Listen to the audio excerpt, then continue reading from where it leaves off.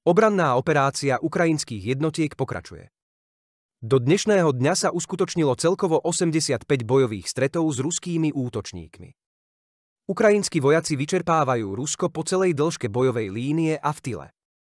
Za posledný deň letectvo, raketové sily a delostrelectvo zasiahli 12 oblastí sústredenia živej sily okupantov, oblasť sústredenia zbraní a vojenskej techniky, 2 kontrolné body bezpilotných lietadiel a radarovú stanicu.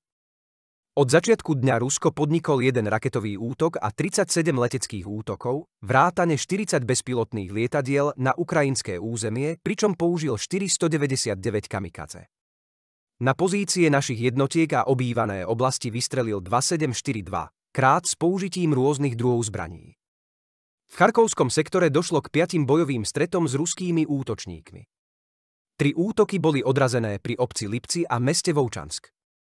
V druhej menovanej oblasti pokračujú boje na 2 miestach. Neboli stratené žiadne pozície. Situácia je pod kontrolou. V sektore Kupiansk sa Rusko 12 krát pokúsil vytlačiť naše jednotky z ich pozícií. Bojové akcie prebiehali v oblastiach Sinkivka, Stepová Novoselivka, Stelmakivka, Černeščina a Družstvo. Bolo odrazených 11 útokov. Neboli stratené žiadne pozície. V súčasnosti pokračujú boje v oblasti Družljobivky. V Limanskom sektore sa situácia výrazne nezmenila. Všetky pokusy Ruska o postup v oblasti Nevského a Serebríského lesa boli neúspešné. Rusko je aktívny aj v sýrskom sektore, kde uskutočnil 6 útokov v okolí Verchné Kamianske, Vímka a Rozdolivka. 5 z nich bolo odrazených a 1 pri Rozdolivke stále prebieha. Naše pozície neboli stratené.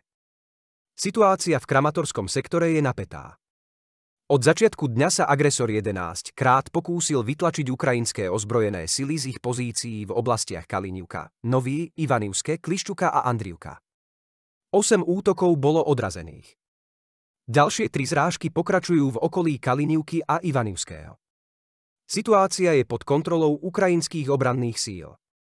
V Toreckom sektore Rusko uskutočnilo 2 neúspešné útoky smerom na Bielu horu.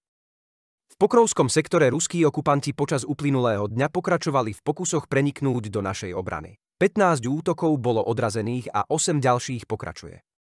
Celkovo sa v sektore uskutočnilo 23 bojových stretov. Rusko bol dnes najaktívnejší pri obci Sokil. Naši obrancovia podnikajú aktívne opatrenia na stabilizáciu situácie a zabránenie postupu okupantov hlbšie na územie Ukrajiny. V sektore Dnipro zlyhali 3 ruské útoky pri Krinkách. Nedošlo k strate žiadnych pozícií.